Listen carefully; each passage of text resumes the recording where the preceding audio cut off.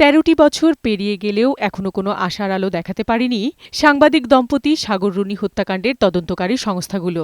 থানা, police, DB এবং র্যাবের হাত ঘুরে বর্তমানে হাইকোর্টের নির্দেশে এই মামলার তদন্ত করছে পিবিআই। পিবিআইয়ের তদন্তকারী দল এই মামলার সাথে বিগত সরকারের আমলে বিভিন্ন পর্যায়ের রাজনৈতিক নেতা এবং প্রশাসনিক কর্মকর্তাদের তদন্ত কাজে ব্যাহত করার সংশ্লিষ্টতা পেয়েছে বলে জানিয়েছেন মামলার আইনজীবী। টাস্ক ফোর্স নির্ধারিত সময়ের মধ্যে তাদের প্রতিবেদন জমা দেবে বলে আশা জানিয়েছেন তিনি।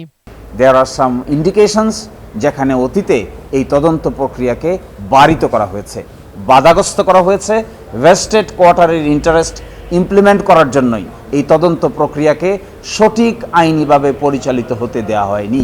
এই উচ্চ পর্যায়টা তদন্ত রিপোর্ট আইডেন্টিফাই করে আপনাদের সামনে দেখানো হবে।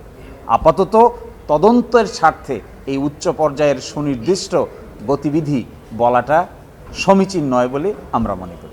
এ সময় পরিবারের পক্ষ থেকে এই সরকারের আমলে সঠিক বিচার পাওয়া নিয়ে আশার কথা জানান।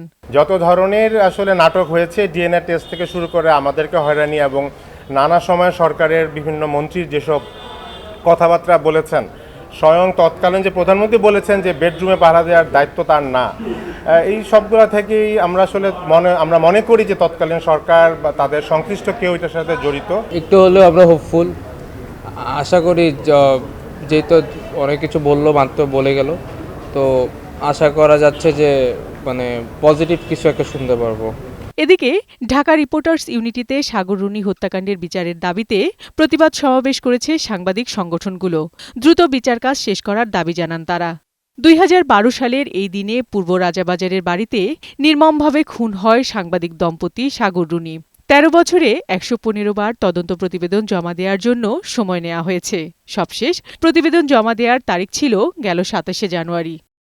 বিউটি সমাদ্দার, বৈশাখী সংবাদ, ঢাকা।